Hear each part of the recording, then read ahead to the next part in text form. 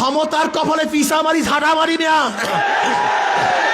নূহ আলাইহিস সালাতু ওয়াস সালাম 950 বছর মাত্র 40 জন মানুষ এক রওয়ায়াতে হেদায়েত করেছেন, অন্য রওয়ায়াতে মাত্র 70 জন, কোন এক রওয়ায়াতে 80 জন। তার নবুয়তের কোনো কমতি হয় নাই। ইসলামী আন্দোলন বাংলাদেশ কিয়ামত পর্যন্ত যে একটা সিট না পায়, কোরআন ও সুন্নাহর বাইরে যাবে না, যেতে পারে না ইনশাআল্লাহ।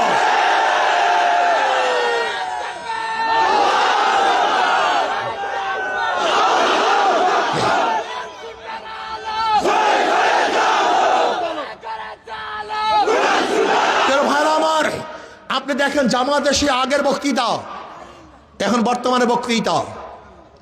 জামাতের আমির সাহেবের উপরে একজন মহিলা ঝেপে পড়ছে, তিনি তাকেও জড়িয়ে নিয়েছেন।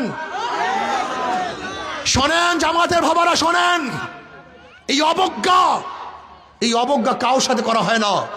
আপনার উচিত ছিল ভুল স্বীকার করা, কিন্তু আপনি ভুল স্বীকার না করে তাকে যোদ্ধার মা, জাতির মা এই ব্যাখ্যা দিয়ে এবং কোরআন ও হাদিসের খেলাফ করেছেন, উল্টা করেছেন। এই ব্যাখ্যা ঠিক হয় নাই।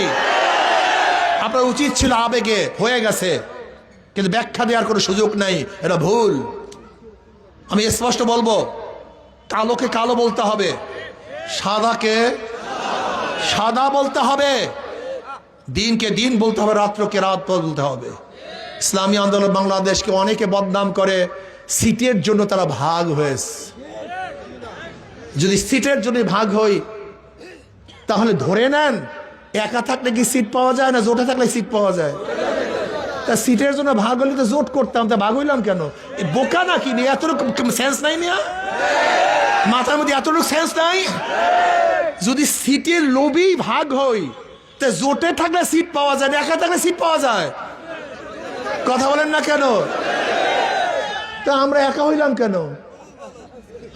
না, আমরা জোটের থেকে ভাগ হয়ে সিটের জন্য নয়, ইসলামের জন্য, শরিয়ার জন্য, কোরআন ও সুন্নাহর জন্য।